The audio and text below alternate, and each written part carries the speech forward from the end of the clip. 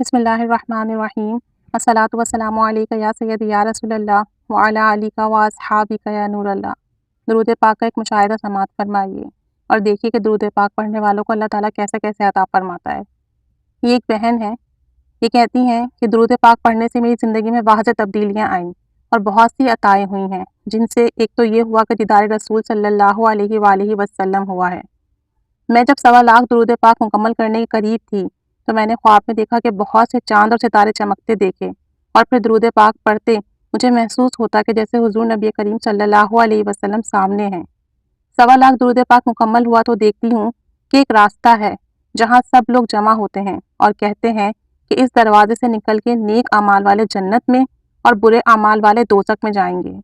میں وہاں سے گزرتے بہت ڈرتی ہوں کہ جانے کیا فیصلہ ہوگا، مگر دروازے سے گزر کر خود کو جنت میں پاتی ہوں، جہاں سب سفید کپڑوں میں ہوتے ہیں اور ہر کوئی کہتا ہے کہ یہ جنت ہے۔ یہ تو ہماری سوچ سے بھی زیادہ خوبصورت ہے۔ یہ سن کر میں اپنی دوست کو کہتی ہوں کہ اگر یہ جنت ہے تو آقا جان صلی اللہ علیہ وآلہ وسلم بھی یہیں ہوں گے۔ یہ کہتے میں اپنے سے پیچھے مجمع کی طرف بھاگتی ہوں کہ جہاں نبی پاک صلی اللہ علیہ وسلم جنتیوں سے ملاقات کر رہے ہوتے ہیں۔ میں وہاں جا کر بہت کوشش کر کے آگے بڑھ کر پوچھتی ہوں تو لوگ کہتے ہیں کہ وہ ابھی یہاں سے ملاقات کر کے آگے بڑھ گئے ہیں۔ میں دوسرے گروپ کی طرف بھاگتی ہوں مگر وہ وہاں سے بھی جا چکے ہوتے ہیں۔ میں بہت کوشش کرتی ہوں مگر ملاقات نہیں ہو پاتی۔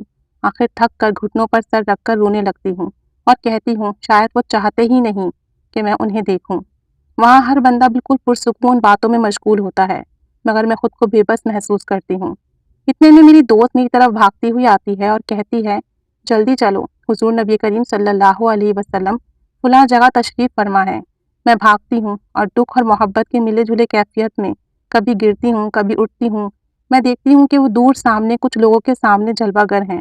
میں مزید بھاگتی ہوں اور آگے 2 آدمی سفید کپڑوں میں کھڑے ہوتے ہیں۔ ایک لمحے کے لیے میں سوچتی ہوں کہ ان کے پیچھے سے گزروں، مگر حضور پاک صلی اللہ علیہ وآلہ وسلم سے ملنے کی خوشی میں ان کے درمیان سے گزر جاتی ہوں اور آقا جان صلی اللہ علیہ وسلم کے پیچھے جا کر ایک سانس لیتی ہوں کہ ساری زندگی کی تھکن اتنی تڑپ کے بعد آج مجھے میری منزل ملنے والی ہے۔ میں سر جھکائے خود کو یقین دلاتی ہوں کہ میں آپ صلی اللہ علیہ وآلہ وسلم کے بالکل سامنے 2 زانو ہوں، اور 2 زانو ہو کر بیٹھ جاتی ہوں اور آنسو مسلسل میری آنکھوں سے گر رہے ہوتے ہیں۔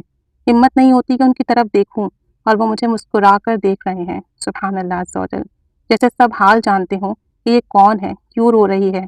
میرے اندر کا طوفان تھم جاتا ہے اور میں روئے جاتی ہوں اور ان کے قدموں میں گرتی گئی۔